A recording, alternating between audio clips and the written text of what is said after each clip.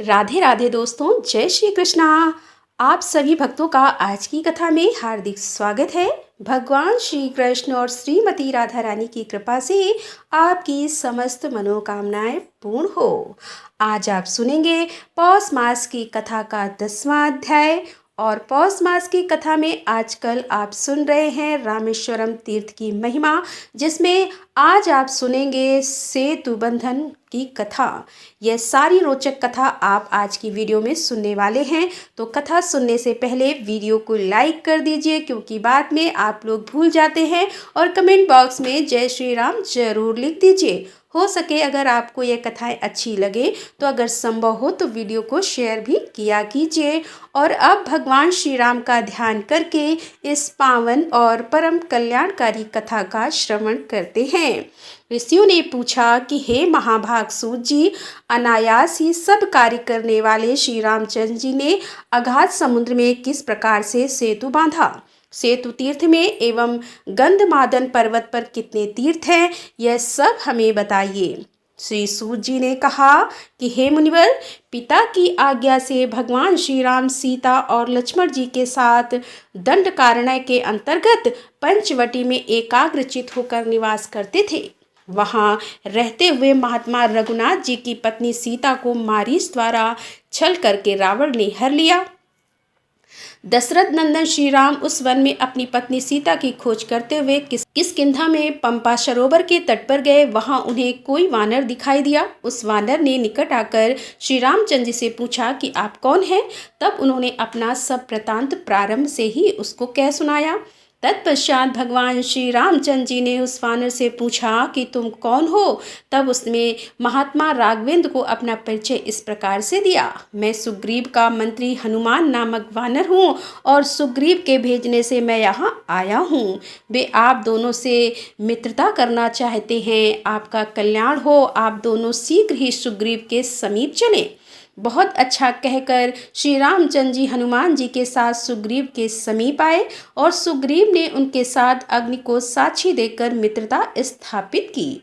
श्री रामचंद्र जी ने उनसे बाली के वध की प्रतिज्ञा की और सुग्रीव ने विदेह राजनंदिनी सीता को पुनः खोज लाने के लिए प्रतिज्ञा की। इस प्रकार प्रतिज्ञा पूर्वक परस्पर विश्वास करके वे दोनों नर राजा और वानराज प्रसन्नता पूर्वक ऋषिमुख पर्वत पर रहने लगे।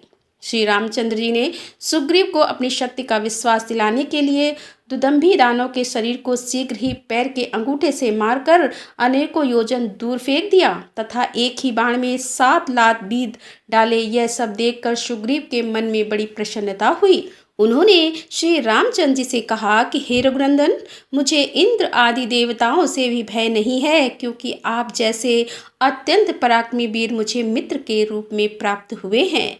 मैं लंकापति रावण को मारकर आपकी पत्नी सीता को यहाँ ले आऊँगा। तदंतर लक्ष्मण, सुग्रीव और महाबली श्री रामचंद्र जी बाली के द्वारा सुरक्षित किष्किंधापुरी में शीघ्रतापूर्वक गए। वहां बाली को युद्ध के लिए बुलाने की इच्छा से सुग्रीव ने बड़ी भारी गर्जना की। अपने छोटे भाई की वह गर्जना बाली नहीं सहन सका। वह अंतःपुर से बाहर निकला और सुग्रीव से भिड़ गया। बाली के मुक्के की मार से आहत होकर सुग्रीव बहुत व्याकुल हो गए और शीघ्र ही वहां चले गए जहां महाबली श्री रामचंद्र जी खड़े थे। तब महाबाहु श्री राम ने सुग्रीव के गले में पहचानने के लिए चिन्ह स्वरूप एक लता बांध दी और पुनः युद्ध के लिए भेजा। सुग्रीव ने फिर गर्जना करके बाली को ललकारा तथा श्री रामचंद्र जी की प्रेरणा से उसके साथ बाहु युद्ध प्रारंभ किया। इसी समय राघवेंद्र ने एक ही बाण से बाली को मार डाला। उसके मारे जाने पर सुग्रीव ने किष्किंधा के राज्य पर अधिकार पाया और तत्पश्चात वर्षा ऋतु बीत जाने पर वानर राज सुग्रीव सीता को खोज लाने के लिए वानरों की विशाल सेना के साथ लेकर राजकुमार श्री राम और लक्ष्मण जी के समीप आए। सीता की खोज के लिए उन्होंने बहुत से वानरों को इधर उधर भेजा। वायुपुत्र हनुमान जी ने लंका में जाकर विदेह नंदिनी सीता का पता लगाया और वहां से लौटकर सीता की दी हुई चूड़ामणि श्री रामचंद्र जी को भेंट की। उसे पाकर श्री रामचंद्र जी को हर्ष तथा शोक दोनों हुआ। हर्ष इस बात का कि सीता का पता मिल गया है और शोक इस बात का कि सीता उनसे दूर है और अत्यंत दुखी है, परेशान है। यह सोचकर भगवान श्री राम दुखी भी हुए और खुश भी हुए। कि उन्हें सीता का पता तो मिला। इसके बाद सुग्रीव, लक्ष्मण, हनुमान तथा जामवंत और नल आदि अन्य वानर वीरों के साथ श्री रघुनाथ जी ने अभिजीत मुहूर्त में यात्रा की और अनेकों प्रकार के देशों को लांघकर वे महेंद्र पर्वत पर जा पहुँचे। वहां चक्र तीर्थ में जाकर उन सब ने निवास किया। फिर वहीं राक्षस रावण के भाई धर्मात्मा विभीषण आकर श्री रामचंद्र जी से मिले। महामन श्री राम ने स्वागत पूर्वक उन्हें ग्रहण किया। उस समय सुग्रीव के मन में यह शंका हुई कि हो न हो यह कोई गुप्तचर है, परंतु राघवेंद्र ने विभीषण की उत्तम चेष्टाओं और हितकाक चरित्रों से ही यह समझ लिया कि उसके मन में कोई दुष्टता नहीं है। तभी उन्होंने विभीषण का स्वागत सत्कार किया और उन्हें समस्त राक्षसों के राज पर अभिषेचित कर दिया। श्री रामचंद्र ने सूर्य नंदन सुग्रीव को अपना श्रेष्ठ मंत्री नियुक्त किया और कुछ विचार करते हुए सुग्रीव आदि से कहा कि मित्रों, आपने इस समुद्र को लांघने के लिए कौन सा उपाय सोचा है। श्री रामचंद्र जी के इस प्रकार पूछने पर सुग्रीव आदि ने हाथ जोड़कर कहा कि भगवान, हम सब लोग नाना प्रकार की नाव से समुद्र को पार करेंगे। तब विभीषण ने कहा, राजा, सागर के पुत्रों ने वरुण के निवास भूत इस समुद्र को खोदा है, अतः श्री रामचंद्र जी को समुद्र की शरण में जाना चाहिए। यह सागर के कुटुंबी हैं, अतः समुद्र इनका कार्य अवश्य सिद्ध करेगा। यह सुनकर श्री रामचंद्र जी ने वानरों को समझाते हुए कहा कि श्रेष्ठ वानरों, हमारी सेना के लिए बहुत सी नौका चाहिए, सो यहाँ उपस्थित नहीं है, और यदि व्यापारी बनियों की नावें ले ली जाएं तो उनकी बड़ी हानि होगी और हम जैसे लोग ऐसे अनुचित कार्य कैसे कर सकेंगे। हमारी सेना का विस्तार बहुत अधिक है। यदि नाव पर बैठकर या फिर तैरकर समुद्र में जाएं तो यह छिद्र देखकर तो कोई भी शत्रु हम पर प्रहार कर सकता है। इसीलिए तैर कर जाना या नाव से पार करना मुझे ठीक नहीं लगता। विभीषण की ही बात मुझे सुखदायक प्रतीत होती है, अतः मार्ग की सिद्धि के लिए मैं समुद्र की उपासना करूंगा, और यदि यह मार्ग नहीं दिखाएगा तो इसे अपने महान अस्त्रों से जलाकर मैं राख कर दूंगा। ऐसा कहकर श्री रामचंद्र जी लक्ष्मण के साथ समुद्र के जल का स्पर्श करके तट पर बिछाए हुए कुश के आसन पर बैठ गए। श्री रामचंद्र जी नीति के ज्ञाता और धर्मपरायण थे। उन्होंने समुद्र से मार्ग की प्राप्ति के लिए 3 रात तक उनकी उपासना की तथा यथा योग सामग्रियों से उनका पूजन भी किया। तथापि उसने अपने आप को श्री रामचंद्र जी के सम्मुख प्रकट नहीं किया। इससे श्री रामचंद्र जी को समुद्र पर बड़ा क्रोध हुआ। उनकी आंखें लाल हो गईं। उन्होंने पास ही बैठे हुए लक्ष्मण जी से कहा कि सुमित्रानंदन, आज मैं अपने बाणों से समुद्र निवासी मगर आदि जल जंतुओं को छिन्न भिन्न करते हुए सागर के जल को क्षण भर में स्तंभ कर दूंगा और शंख शक्ति मछली मगर आदि के सहित इस जल निधि को अमोघ बाणों द्वारा सुखा डालूंगा। मुझे क्षमा युक्त देखकर यह असमर्थ समझने लगा है। शांतिपूर्ण ढंग से प्रार्थना करने पर यह अपने आप को मेरे सामने प्रकट ही नहीं करता है। लक्ष्मण, तुम शीघ्र ही मेरा धनुष और सर्पों के समान मेरा बाण उठाकर लाओ। अब मैं सागर को सुखा दूंगा और मेरे वानर सैनिक इसे पैदल ही पार कर देंगे। ऐसा कहकर भगवान श्री राम ने धनुष हाथ में लिया। वे उस समय त्रिपुर विनाशक शिव जी की भांति दुर्धरा से प्रतीत होने लगे। उन्होंने धनुष को खींचकर अपने बाणों से संसार को कपित करते हुए उस भयंकर बाणों को उसी प्रकार छोड़ा जैसे कि भगवान शंकर ने त्रिपुर के ऊपर बाण का प्रहार किया था। वे तेजस्वी बाण 10 दिशाओं को प्रकाशित करते हुए अभिमानी दानवों से भरे हुए समुद्र के जल में धस गए। तब तो समुद्र भयभीत होकर कांपने लगा और कहीं भी शरण न पाकर पाताल से उठकर हाथ जोड़े हुए मोक्ष के कारण भूत भगवान श्री रामचंद्र जी की शरण में आया। उसने मनोहर शब्दों से राघवेंद्र की इस प्रकार स्तुति की। समुद्र बोला कि हे रघुकुल शिरोमणि सीतापते, मैं आपके चरणारविंद को नमस्कार करता हूँ जो अपनी सेवा करने वाले पुरुषों को सुख देने वाले हैं। देव वृंद से सेवित आपकी श्री चरण रेणु को प्रणाम करता हूँ जो गौतम पत्नी अहिल्या को से मुक्त करने वाले हैं। हे राम, आप देवताओं का कार्य करने की इच्छा से रघुकुल में अवतरित हुए हैं और भक्तों का अभिषेक हित मोक्षदायक कल्याण स्वरूप तथा अपनी महिमा से कभी ना होने वाले नारायण है। मैं आपको प्रणाम करता हूँ। हे राम, हे महाबाहु श्री राम, मैं आपकी शरण में आया हूँ, मेरी रक्षा कीजिए। राजेंद्र, आप अपने क्रोध को शांत कीजिए। हे करुणालय, मेरे अपराध को क्षमा कीजिए। हे रघुवंश शिरोमणि, पृथ्वी, वायु, आकाश, जल और अग्नि, इन सबको विधाता ने जिस स्वभाव का बनाया है वे उसी स्वभाव के अनुसार वर्तते हैं। मेरा स्वभाव ही अघात होता है। यदि मैं अघात ना हो तो मेरे लिए तो यह विकार की बात होगी। मैं यह सब आपसे सत्य कहता हूँ। हे राघवेंद्र, लोभ, काम, भय अथवा राग से भी मैं वंश परंपरा से प्राप्त हुए अपने गुण का किसी प्रकार से भी त्याग करने में असमर्थ नहीं। अतः इस समय आपकी सेना को पार उतारने में मैं सहायता करूंगा, सर्वदा सुख नहीं जाऊंगा। यदि सेना सहित पार जाने की इच्छा वाले आपकी आज्ञा से मैं सूख जाऊं तो दूसरे लोग भी मुझे धनुष के बल से ऐसे ही आज्ञा देंगे। अतः आपकी सेना के उतरने के लिए मैं दूसरा उपाय बतलाता हूँ। हे भगवान, आपकी सेना में यहाँ नल नामक एक वानर मौजूद है। वह बड़े बड़े कारीगरों में माननीय है। महाबली नल साक्षात विश्वकर्मा का पुत्र है। वह अपने हाथ से जो कुछ भी काष्ठ, तड़ अथवा पत्थर मेरे अंदर फेंकेगा वह सब मैं पानी के ऊपर धारण करूंगा। वही आपके लिए सेतु अर्थात पुल हो जाएगा। उसी के द्वारा आप रावण पाली लंका में सेना सहित जाइए। यह कहकर समुद्र अंतर्ध्यान हो गया। तब श्री रामचंद्र जी ने नल से कहा कि हे महामते, तुम समुद्र में पुल बनाओ, क्योंकि तुम में यह कार्य करने की शक्ति है। उस समय नल ने धर्मात्माओं में श्रेष्ठ श्री रामचंद्र जी से कहा कि हे भगवान, मैं अगाध समुद्र में सेतु का निर्माण करूंगा। मंदराचल पर्वत पर विश्वकर्मा ने मेरी माता को वरदान दिया था कि यदि तुम्हारा पुत्र मेरे समान शिल्प कर्म में निपुण होगा, अतः समस्त श्रेष्ठ वानर आज ही सेतु बांधना आरंभ कर दें। तब श्री रामचंद्र जी के भेजे हुए अतिशय बलवान वानर पर्वत, गिरी, शिखर, लता, गण तथा वृक्षों को उठा उठा कर लाने लगे। वे सभी गरुड़ के समान वेगवान तथा विशाल काय वानर थे। नल ने समुद्र के बीच में बहुत बड़ा पुल तैयार किया जो 10 योजन चौड़ा और 100 योजन लंबा था। इस प्रकार सीता वल्लभ श्री राम ने विश्वकर्मा पुत्र वानर राज नल के द्वारा इस सेतु का निर्माण करवाया। उस सेतु पर पहुंचकर संपूर्ण पातक मनुष्य सब प्रकार के पातकों से मुक्त हो जाते हैं। श्री रामचंद्र जी ने लंका में जाने की इच्छा से वानरों द्वारा उस पवित्र पापनाशक सेतु का जहां प्रारंभ करवाया था वो स्थान आगे चलकर लोगों में दर्वशयन के नाम से प्रसिद्ध हुआ। इस प्रकार समुद्र में सेतु बंधन की कथा कही गई। वहाँ अनेकों पवित्र तीर्थ हैं जिनमें 24 तीर्थ प्रधान हैं। वे सब सेतु पर ही स्थित हैं। पहला चक्र तीर्थ है, दूसरा वेताल वरद तीर्थ है और तीसरा पाप विनाश तीर्थ है जो सब लोकों में विख्यात है। उसके बाद सीता सरोवर नामक पुण्य तीर्थ है। तत्पश्चात मंगल तीर्थ है। मंगल तीर्थ के अनंतर सब पापों का नाश करने वाली अमृत वापिका है।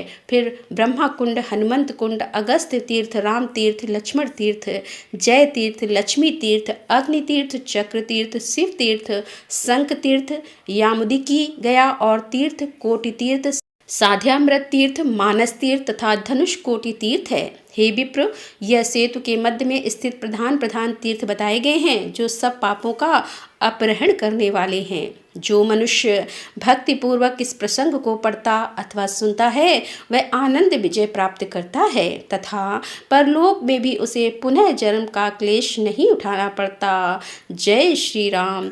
आज की कथा का यहीं पर समापन करती हूँ। इसके आगे का वृतांत आप कल की कथा में सुनेंगे। और अब आप सुनेंगे श्री नारायण कवच, जिसके सुनने मात्र से भगवान श्री हरि विष्णु हर संकट से मनुष्यों की रक्षा करते हैं। हर दिशा, हर दशा में, किसी भी परिस्थिति में और किसी भी प्रकार के भय से, शोक से, संताप से भगवान श्री हरि विष्णु रक्षा करते हैं। तो भगवान श्री हरि विष्णु का ध्यान करके, उन्हें प्रणाम करके इस परम कल्याण में कवच का पाठ सुनते हैं। भगवान श्री हरि गरुड़ जी की पीठ पर अपने चरण कमल रखे हुए हैं। अणिमा आदि 8 सिद्धियां उनकी सेवा कर रही हैं और 8 हाथों में शंख, चक्र, ढाल, तलवार, गदा, बाण, धनुष और 5 अर्थात फंदा धारण किए हुए हैं। वे ही ओमकार स्वरूप प्रभु सब प्रकार से, सब ओर से मेरी रक्षा करें।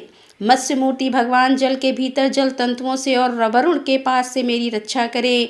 माया से ब्रह्मचारी रूप धारण करने वाले वामन भगवान स्थल पर और विश्व रूप श्री त्रिविक्रम भगवान आकाश में मेरी रक्षा करें। जिनके घोर अट्टहास करने पर सब दिशाएं गूंज उठी थी और दैत्य पत्नियों के गर्भ गिर गए थे। वे दैत्य युक्त पत्नियों के शत्रु भगवान नरसिंह किले, जंगल, रणभूमि आदि विकट स्थानों में मेरी रक्षा करें। अपनी दाढ़ पर पृथ्वी को उठा लेने वाले यज्ञ मूर्ति वराह भगवान मार्ग में परशुराम जी पर्वतों के शिखरों पर और लक्ष्मण जी के सहित भरत के बड़े भाई भगवान रामचंद्र प्रवास के समय मेरी रक्षा करें। भगवान नारायण मारण, मोहन आदि भयंकर अभिचार और सब प्रकार के प्रमाद से मेरी रक्षा करें। ऋषि श्रेष्ठ नरक गर्भ से योगेश्वर भगवान दत्तात्रेय योग के विघ्नों से और त्रिगुणापति भगवान कपिल कर्म बंधन से मेरी रक्षा करें। परम ऋषि सनत कुमार कामदेव से हैं। गरीब भगवान मार्ग में चलते समय देव मूर्तियों को नमस्कार आदि न करने के अपराध से और देव ऋषि नारद सेवा अपराधों से और भगवान कच्छप सब प्रकार के नरकों से मेरी रक्षा करें। भगवान धन्वंतरी कुपत से जितेंद्र, भगवान ऋषभ देव सुख दुख आदि भैदाओं को, यज्ञ भगवान लोक का अपवाद से और बलराम जी मनुष्यकृत कष्टों से और श्री शेष जी क्रोधवश नामक सर्पों के गढ़ों से मेरी रक्षा करें। भगवान श्री कृष्ण द्वितीयापन व्यास जी अज्ञान से तथा बुद्ध देव पांडियों से और प्रमाद से मेरी रक्षा करें। धर्म रक्षा करने वाले महान अवतार धारण करने वाली भगवान कल की पाप बहुल कलिकाल के दोषों से मेरी रक्षा करें। प्रातः काल भगवान केशव अपनी गदा लेकर कुछ दिन चढ़ जाने पर भगवान गोविंद अपनी बांसुरी लेकर और दोपहर के पहले भगवान नारायण अपनी तीव्र शक्ति लेकर और दोपहर को भगवान विष्णु चक्र राज सुदर्शन लेकर मेरी रक्षा करें। तीसरे प्रहर में भगवान मधुसूदन अपना प्रचंड धनुष लेकर मेरी रक्षा करें और सायंकाल में ब्रह्मा आदि त्रिमूर्तिधारी माधव सूर्यास्त के बाद ऋषिकेश अर्धरात्रि के पूर्व तथा अर्ध के समय अकेले भगवान पद्म नाम मेरी रक्षा करें। रात्रि के पिछले प्रहर में श्री वत्सलांछन श्री हरि ऊषा काल में खड़गधारी भगवान जनार्दन और सूर्योदय से पूर्व श्री दामोदर और संपूर्ण संध्याओं में काल मूर्ति भगवान विश्वेश्वर मेरी रक्षा करें। हे सुदर्शन, आपका आकार चक्र रथ के पहिए की तरह है। आपके किनारे का भाग प्रलय कालीन अग्नि के समान अत्यंत तीव्र है। आप भगवान की प्रेरणा से सब ओर घूमते रहते हैं। जैसे आग वायु की सहायता से सूखे घास फूस जला डालती है, वैसे ही आप हमारे शत्रु सेना को शीघ्र से जला दीजिए। हे कोमत की गदा, आपसे छूटने वाली चिंगारियों का स्पर्श वज्र के समान असहाय है। आप भगवान अजीत की प्रिया हैं और मैं उनका सेवक हूँ, इसलिए आप कुष्मांडा विनायक यक्ष राक्षस भूत और प्रेत आदि ग्रहों को अभी कुचल डालिए तथा मेरे शत्रुओं को चूर चूर कर दीजिए। हे शंख श्रेष्ठ, आप भगवान श्री कृष्ण के फूंकने से भयंकर शब्द करके मेरे शत्रुओं का दिल दहला दीजिए एवं यात उत्थान प्रमित प्रेत मात्र का पिशाच तथा ब्रह्म राक्षस आदि भयाभय प्राणियों को यहाँ से तुरंत भगा दीजिए। भगवान की श्रेष्ठ तलवार आपकी धार बहुत तीक्ष्ण है। आप भगवान की प्रेरणा से मेरे शत्रुओं को छिन्न भिन्न कर दीजिए। भगवान की प्यारी ढाल आप में सैकड़ों चंद्राकार मंडल है। आप पाप दृष्टि पाप आत्मा शत्रुओं की आंखें बंद कर दीजिए और उन्हें सदा के लिए अंधा बना दीजिए। सूर्य आदि ग्रह धूमकेतु पुच्छल तारे आदि केतु दुष्ट मनुष्य सर्प आदि रेंगने वाले जंतु दाढ़ वाले हिंसक पशु भूत प्रेत आदि तथा पापी प्राणियों से हमें जो भय हो और जो हमारे मंगल के विरोधी हों, वे सभी भगवान के नाम रूप तथा आयुध का कीर्तन करने से तत्काल नष्ट हो जाएं। बृहद्रथ आदि शाम वेद स्रोत से जिनकी स्तुति की जाती है, वे वेद मूर्ति भगवान गरुण और विश्वक्सेन जी आपने अब नाम उच्चारण के प्रभाव से हमें सब प्रकार के विपत्तियों से बचाएं। श्री हरि के नाम रूप वाहन आयु तथा श्रेष्ठ पार्षद हमारी बुद्धि इंद्रिय मन और प्राणों को सब प्रकार की आपत्तियों से बचाए। जितना भी कार्य अथवा कारण रूप जगत है, वह वास्तव में भगवान ही है। इस सत्य के प्रभाव से हमारे सारे उपद्रव नष्ट हो जाए। जो लोग ब्रह्मा और आत्मा की एकता का अनुभव कर चुके हैं, उनकी दृष्टि में भगवान का स्वरूप समस्त विकल्पों से रहित है, भेदों से रहित है। फिर भी वे अपनी माया शक्ति के द्वारा भूषण आयुध और रूप नामक शक्तियों को धारण करते हैं। यह बात निश्चित रूप से सत्य है। इस कारण सर्वज्ञ सर्वव्यापक भगवान श्री हरि सदा सर्व सब स्वरूपों से हमारी रक्षा करें। जो अपने भयंकर हाथ से सब लोगों के भय को भगा देते हैं और अपने तेज से सबका तेज ग्रसित कर लेते हैं, वे भगवान नरसिंह दिशा विदिशा में नीचे ऊपर बाहर भीतर सब ओर से हमारी रक्षा करें। हे देवराज इंद्र, मैंने तुम्हें यह नारायण कवच सुना दिया है। इस कवच से तुम अपने को सुरक्षित कर लो, बस फिर तुम अनायास ही सब दैत्य युद्ध पतियों को जीत कर लोगे। इस नारायण कवच को धारण करने वाला पुरुष जिसको भी अपने नेत्रों से देख लेता है अथवा पैर से छू लेता है, तत्काल समस्त भयों से वह मुक्त हो जाता है। जो इस वैष्णवी विद्या को धारण कर लेता है, उसे राजा डाकू प्रेत पिशाच आदि और बाघ हाथ हिंसकों जीवों से कभी किसी प्रकार का भय नहीं होता। हे देवराज, प्राचीन काल की बात है कि एक कौशिक गोत्री ब्राह्मण ने इस विद्या को धारण करके योग धारण से अपना शरीर मरुभूमि में त्याग दिया। अब जहाँ उस ब्राह्मण का शरीर पड़ा था, उसके ऊपर से एक दिन गंधर्व राजा चित्ररथ अपनी स्त्रियों के साथ विमान पर बैठकर निकले। वहाँ आते ही वे नीचे की ओर सिर किए विमान सहित आकाश से पृथ्वी पर गिर पड़े। इस घटना से उनके आश्चर्य की सीमा न रही। जब उन्हें बालकल मुनियों ने बतलाया कि यह नारायण कवच धारण करने का प्रभाव है, तब उन्होंने उस ब्राह्मण देव की हड्डियों को ले जाकर पूर्ववाहिनी सरस्वती नदी में प्रभावित कर दिया और फिर स्नान करके वे अपने लोक को चले गए। श्री सुखदेव जी कहते हैं कि हे परीक्षित, जो पुरुष इस नारायण कवच को समय पर सुनता है और जो आदर पूर्वक इसे धारण करता है, उसके सामने सभी प्राणी आदर से झुक जाते हैं और वह सब प्रकार के भयों से मुक्त हो जाता है। हे परीक्षित, सतकृत इंद्र ने आचार्य विश्वरूप जी से यह वैष्णवी विद्या प्राप्त करके रणभूमि में असुरों को जीत लिया है और वे त्रैलोक लक्ष्मी का उपभोग करने लगे। श्री नारायण कवच संपूर्ण हुआ। तो दोस्तों, मिलते हैं अगली कथा के साथ। तब तक के लिए राधे राधे। जय श्री कृष्णा। हर हर महादेव। जय भोलेनाथ की।